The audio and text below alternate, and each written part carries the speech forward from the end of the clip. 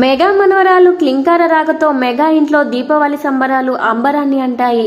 Mega ఇంట్లో వేడుకలకు మంచువారు వెళ్తుంటారు. ఇక మంచు లక్ష్మి అయితే మెగా వేడుకల్లో హంగామా చేసినట్టు కనిపిస్తోంది. మెగా ఇంట్లో జరిగిన ఈ దీపావళి సెలబ్రేషన్లో నందమూరి ఫ్యామిలీ నుండి ఎన్టీఆర్ హాజరయ్యారు. దగ్గుపాటి ఫ్యామిలీ నుంచి వెంకిమామ సతీ సమేతంగా వచ్చారు. కింగ్ నాగ్ ఫ్యామిలీ, చైతు, అఖిల్ ఇలా అందరూ వచ్చారు.